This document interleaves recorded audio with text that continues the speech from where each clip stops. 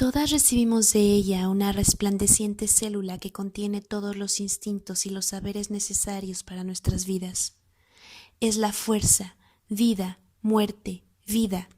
Es la incubadora, es la intuición, es la visionaria, la que sabe escuchar, es el corazón leal.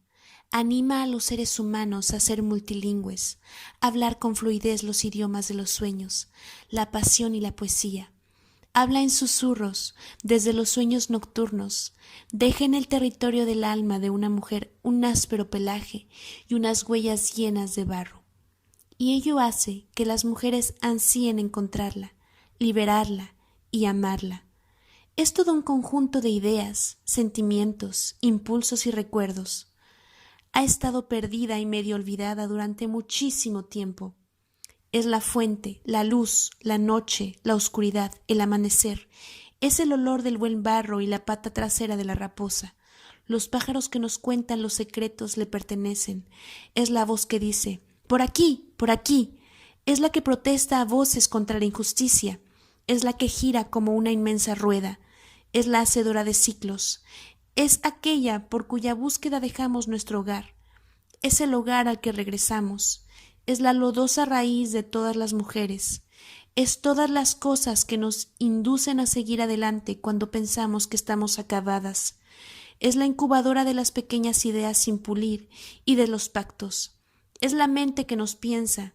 Nosotros somos los pensamientos que ella piensa. ¿Dónde está? ¿Dónde la sientes? ¿Dónde la encuentras?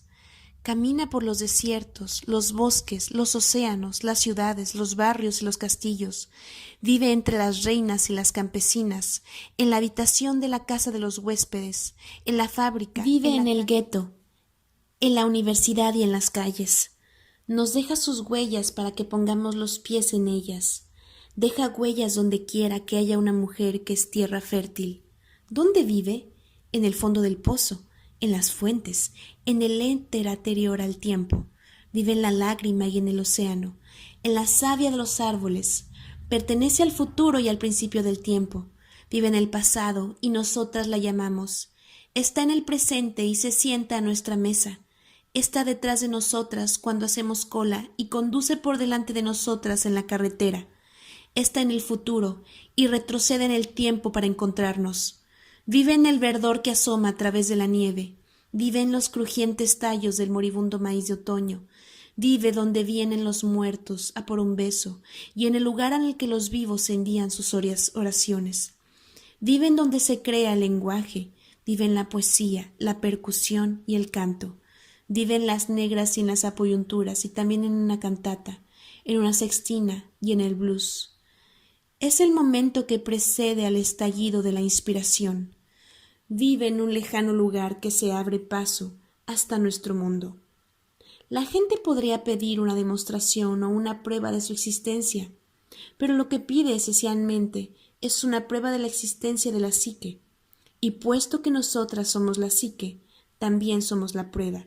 Y todas y cada una de nosotras somos la prueba no solo de la existencia de la mujer salvaje, sino también de su condición en la comunidad.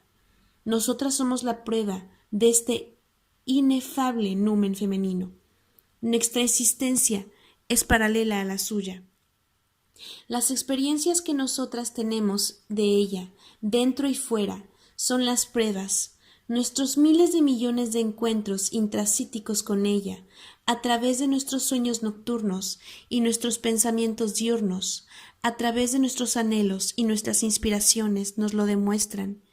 El hecho de que nos sintamos desoladas en su ausencia y que la echemos de menos y anhelemos su presencia cuando estamos separadas de ella es una manifestación de que ella ha pasado por aquí. Hice el doctorado en psicología etnoclínica, que es el estudio tanto de la psicología clínica como de la etnología. Esta última, centrada sobre todo en el estudio de la psicología de los grupos y de las tribus en particular. Obtuve un diploma en psicología analítica, que es el que me califica como psicoanalista junguiana. Mi experiencia vital como cantadora, poeta y artista me inspira en mi trabajo con las personas que se someten a psicoanálisis. A veces me preguntan qué hago en mi consulta para ayudar a las mujeres a recuperar su naturaleza salvaje. Doy mucha importancia a la psicología clínica y a la psicología del desarrollo para curar. Utilizo el ingrediente más sencillo y accesible: los relatos. Examinamos el material de los sueños de la paciente, que contiene muchos argumentos y narraciones. Las sensaciones físicas y los recuerdos corporales de la paciente también son relatos que se pueden leer y llevar a la conciencia. Enseño además una modalidad de poderoso trance interactivo, muy parecido a la imaginación activa de Jung, la cual da lugar también a unos relatos que contribuyen a aclarar el viaje psíquico de la paciente. Hacemos aflorar a la superficie el yo salvaje por medio de preguntas concretas y del examen de cuentos, leyendas y mitos. La mayoría de las veces, tras un tiempo, acabamos por encontrar el mito o el cuento de hadas que contiene toda la instrucción que necesita una mujer para su desarrollo psicológico. Estas historias contienen el drama espiritual de una mujer. Es algo así como una obra teatral, con instrucciones escénicas. El oficio de hacer constituye una parte importante de mi trabajo. Trato de conferir fuerza a mis pacientes, enseñándoles los antiquísimos oficios manuales, entre ellos las artes simbólicas de la creación de talismanes, las ofrendas y los retablos, que pueden ser cualquier cosa, desde unos simples palillos envueltos en cintas hasta una complicada escultura. El arte es importante, pues evoca las estaciones del alma o algún acontecimiento especial o trágico del viaje del alma. El arte no es sólo para una misma, no es un jalón en la propia comprensión, es también un mapa para las generaciones venideras. Como es natural, el trabajo con cada paciente se realiza de forma personalizada, pues no cabe duda de que cada persona es distinta, pero en mi trabajo con las pacientes, estos factores son siempre los mismos y constituyen el fundamento del trabajo de todos los seres humanos que las han precedido, de mi propio trabajo y también del vuestro. El arte de las preguntas, el arte de los cuentos, el arte manual, son todos producto de algo, y este algo es el alma. Cada vez que alimentamos el alma, garantizamos su desarrollo. Espero que se percaten de que esos son los medios tangibles para suavizar antiguas cicatrices, sanar viejas heridas y enfocar de otro modo las cosas, y de que, al recuperar los oficios añejos, se consigue, de una manera práctica, hacer visible el alma. Los cuentos que aquí reproduzco para explicar la naturaleza instintiva de las mujeres son en algunos casos relatos originales y en otros casos versiones literarias distintas que yo he escrito, basándome en los relatos que me contaron mis tíos y tías, abuelitas y abuelos, omajas y opas. La mayoría de mi familia, cuyas tradiciones orales se vienen transmitiendo ininterrumpidamente desde tiempos inmemoriales. Algunos son documentos escritos de mis encuentros directos, otros son de tiempos pasados y todos nacen del corazón. Los expongo con todos los detalles y en toda su arquetípica integridad, y los presento con el permiso y la bendición de 3 generaciones vivas de narradores de cuentos de mi familia, que comprenden las sutilezas y las exigencias de los cuentos entendidos como fenómenos curativos. Añado algunas de las preguntas que planteo a mis pacientes y otras personas a las que ofrezco mis consejos para que consigan recordarse a sí mismas. Detallo también para los lectores algunos de los métodos, el hábil y experto juego con el cual las mujeres consiguen retener el numen de su tarea en la memoria consciente. Todas estas cosas contribuyen a favorecer la convergencia con el valioso yo salvaje. Los cuentos son una medicina. Me sentí fascinada por ellos desde que escuché el primero. Tienen un poder extraordinario. Detallo también para los lectores algunos de los métodos. El hábil y experto juego con el cual las mujeres consiguen retener el numen de su tarea en la memoria consciente. Todas estas cosas contribuyen a favorecer la convergencia con el valioso yo salvaje. Los cuentos son una medicina. Me sentí fascinada por ellos desde que escuché el primero. Tienen un poder extraordinario. No exigen que hagamos, seamos o pongamos en práctica algo. Basta con que escuchemos. Los cuentos contienen los remedios para reparar o recuperar cualquier pulsión perdida. Los cuentos engendran emociones, tristeza, preguntas, anhelos y comprensiones que hacen aflorar espontáneamente a la superficie el arquetipo, en este caso, la mujer salvaje. Los cuentos están repletos de instrucciones que nos guían en medio de las complejidades de la vida. Los cuentos nos permiten comprender la necesidad de recobrar un arquetipo sumergido y los medios para hacerlo. Los cuentos de las páginas siguientes son, de entre los centenares que he estudiado y con los que he trabajado a lo largo de varias décadas, los que a mi juicio más claramente expresan la riqueza del arquetipo de la mujer salvaje. A veces, varias capas culturales desdibujan los núcleos de los cuentos. Por ejemplo, en el caso de los hermanos Grimm, entre otros recopiladores de cuentos de hadas en los últimos siglos, hay poderosas sospechas de que sus confidentes, narradores de cuentos de aquella época, purificaron los relatos para no herir la susceptibilidad de los piadosos hermanos. A lo largo del tiempo, se superpusieron a los viejos símbolos paganos otros de carácter cristiano, de tal forma que el viejo curandero de un cuento se convirtió en una perversa bruja, un espíritu se transformó en un ángel, un velo de iniciación en un pañuelo o una niña llamada Della, el nombre habitual de una criatura nacida durante el solsticio de verano, se rebautizó con el nombre de Schmerzenreich, apenada. Los elementos sexuales se eliminaban, las amables criaturas y animales se transmutaban a menudo en demonios y cocos. De esta manera se perdieron muchos relatos didácticos sobre el sexo, el amor, el dinero, el matrimonio, el nacimiento, la muerte y la transformación. De esta manera se borraron también los cuentos de hadas y los mitos que explican los antiguos misterios de las mujeres. Casi todas las viejas colecciones de cuentos de hadas y mitos que hoy en día se conservan se han expurgado de todo lo escatológico, lo sexual, lo perverso, e incluso las advertencias contra todas esas cosas. Lo precristiano, lo femenino, las diosas, los ritos de iniciación, los remedios para los distintos trastornos psicológicos y las instrucciones para los arrobamientos espirituales. Pero no se han perdido para siempre. De niña escuché lo que me consta que son los temas íntegros y sin retoque de antiguas historias, muchos de los cuales se incluyen en este libro. No obstante, hasta los fragmentos de relatos en su forma actual pueden contener todo el conjunto de la historia. He rebuscado un poco en lo que denomino en broma la medicina forense y la palcomitología de los cuentos de hadas, por más que la reconstrucción sea esencialmente una tarea larga, complicada y contemplativa.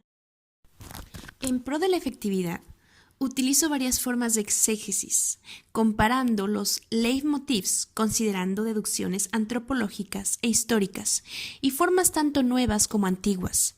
Trato de reconstruir los relatos a partir de antiguas pautas arquetípicas aprendidas en mis estudios de psicología analítica y arquetípica, una disciplina que preserva y estudia todos los temas y argumentos de los cuentos de hadas, las leyendas y los mitos para poder entender las vidas instintivas de los seres humanos.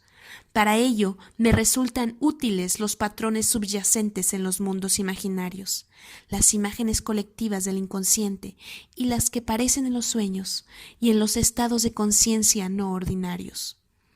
Y para redondear la tarea con un toque más vistoso, comparo las matrices de los relatos con los restos arqueológicos de las antiguas culturas, tales como objetos rituales de alfarería, máscaras y figurillas, con pocas palabras y utilizando una locución típica de los cuentos de hadas. Me he pasado mucho tiempo osando las cenizas. Llevo unos 25 años estudiando las pautas arquetípicas y el doble de años estudiando los mitos, los cuentos de hadas y el folclore de mis culturas familiares. He adquirido un vasto cuerpo de conocimientos acerca de la osamenta de los relatos, y sé cuándo falta algún hueso en una historia.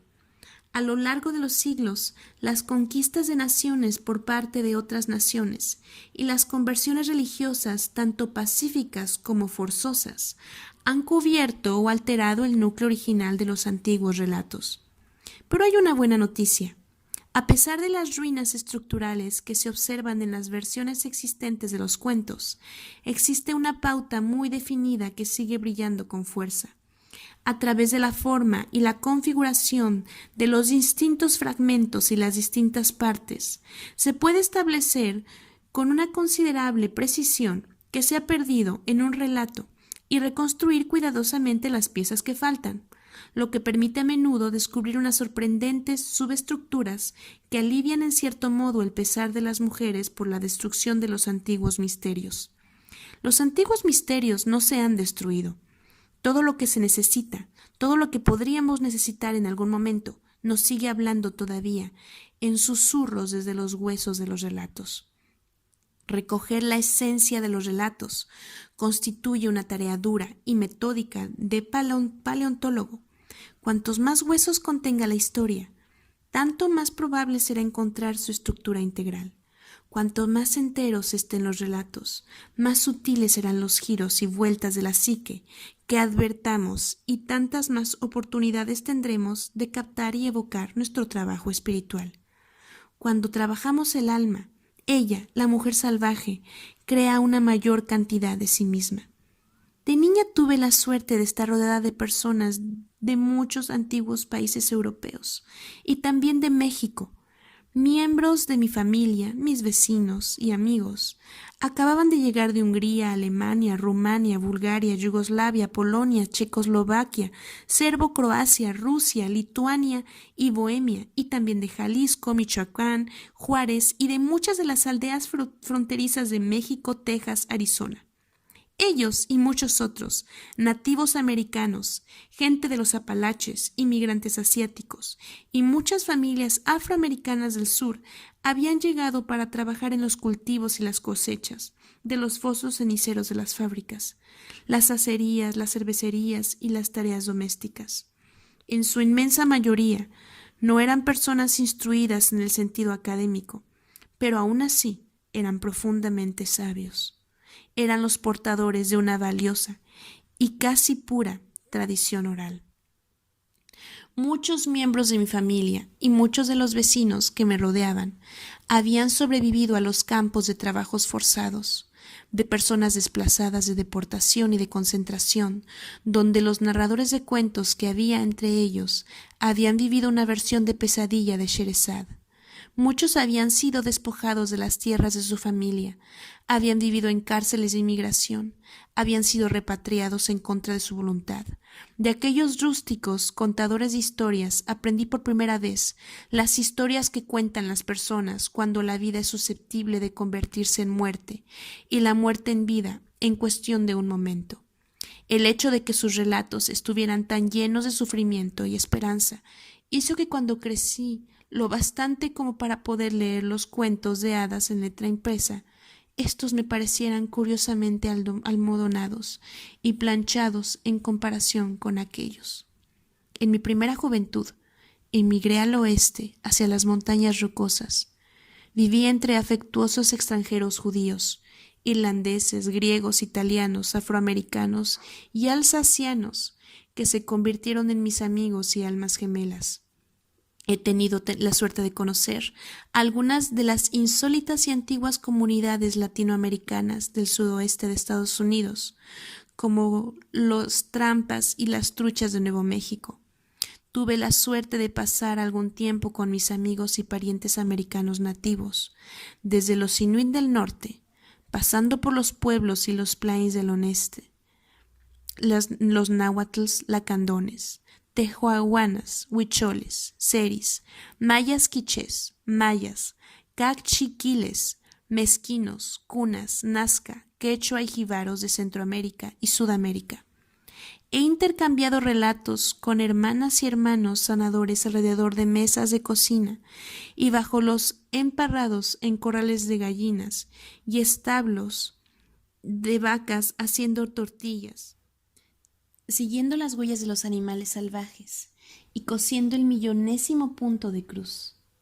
He tenido la suerte de compartir el último cuento de Chile, de cantar con mujeres el gospel para despertar a los muertos y de dormir bajo las estrellas en casas sin techudumbre. Me he sentado alrededor de la lumbre o a cenar o ambas cosas a la vez en Little Italy, Polish Town, Hill Country o los barrios y otras comunidades étnicas de todo el medio oeste y el lejano oeste urbano, y más recientemente he intercambiado relatos sobre los Sparats, los fantasmas malos, con amigos griots de las Bahamas. He tenido la inmensa suerte de que donde quiera que fuera, los niños, las matronas, los hombres en la flor de edad, los pobres tontos y las viejas brujas, los artistas del espíritu, salieran de sus bosques, selvas, prados y dunas para deleitarme con sus graznidos y sus cabels, y yo a ellos con los míos. Hay muchas maneras de abordar los cuentos. El folclorista profesional, el jungliano, el freudiano o cualquier otra clase de analista, el etriólogo, el antropólogo, el teólogo, el arqueólogo, tiene cada uno su método tanto en la recopilación de los relatos como en el uso a que se destinen. Intelectualmente, mi manera de trabajar con los cuentos derivó de mis estudios de psicología analítica y arquetípica. Durante más de media década de mi formación psicoanalítica, estudié la ampliación de los leitmotivs, la simbología arquetípica, la mitología mundial, la iconología antigua y popular, la etnología, las religiones mundiales y la interpretación de las fábulas. Visceralmente, sin embargo, abordo los relatos como una cantadora, una guardiana de antiguas historias. Procedo de una larga estirpe de narradores. Las Mesen-Bondok, las ancianas húngaras, capaces de contar historias, tanto sentadas en sillas de madera, con sus monederos de plástico sobre el regazo, las rodillas separadas y la falda rozando el suelo, como ocupadas en la tarea de retorcerle el cuello a una gallina. Y las cuentistas, las ancianas latinoamericanas de exuberante busto y anchas caderas, que permanecen de pie y narran a gritos la historia como si cantaran una ranchera.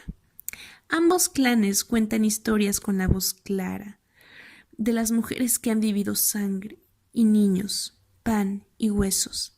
Para ellas, el cuento es una medicina que fortalece y enderece al individuo y a la comunidad. Los que han asumido las responsabilidades de este arte y se entregan al numen que se oculta detrás de él son descendientes directos de una inmensa y antigua comunidad de santos, trovadores, bardos, griots, cantadoras y cantadores, poetas ambulantes, vagabundos, brujas y chiflados. Una vez soñé que estaba narrando cuentos y sentí que alguien me palmeaba el pie para darme ánimos. Bajé los ojos y vi que estaba de pie sobre los hombros de una anciana que me sujetaba por los tobillos, y con la cabeza levantada hacia mí, me miraba sonriendo. No, no, le dije, súbete a mis hombros, pues eres vieja y yo soy joven. No, no, contestó ella, así tiene que ser. Entonces vi que la anciana se encontraba de pie sobre los hombros de otra mujer mucho más vieja que ella, quien estaba encaramada a los hombros de una mujer vestida con una túnica, subida a su vez sobre los hombros de otra persona, la cual permanecía de pie sobre los hombros. Y creí que era cierto lo que me había dicho la vieja del sueño, de que así tenía que ser. El alimento para la narración de cuentos procede del poder y las aptitudes de las personas que me han precedido. Según mi experiencia, el momento más significativo del relato extrae su fuerza de una elevada columna de seres humanos unidos entre sí, a través del tiempo y el espacio, esmeradamente vestidos con los harapos, los ropajes o la desnudez de su época, y llenos a rebosar de una vida que todavía sigue viviendo. Sí, es única la fuente y el único numen de los cuentos, todo se halla en esta larga cadena de seres humanos.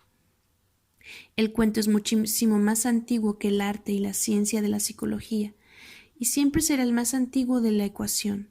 Por mucho tiempo que pase, una de las modalidades más antiguas de la narración, que a mí me intriga enormemente, es el apasionado estado de trance con el que la narradora percibe a su público, que puede ser una sola persona o muchas, y entra en un estadio de mundo en medio de otros mundos, en el que un relato es atraído hacia la narradora y contado a través de ella. Una narradora en estado de trance invoca al duende, al viento que sopla sobre el rostro de los oyentes y les infunde espíritu. Una narradora en estado de trance aprende a desdoblarse psíquicamente a través de una práctica meditativa del relato, es decir, aprendiendo a abrir ciertas puertas psíquicas y rendijas del ego para permitir que hable la voz, una voz más antigua que las piedras. Una vez hecho esto, el relato puede seguir cualquier camino, se puede cambiar de arriba abajo, llenar de gachas y de avena y destinarlo al festín de un menestero.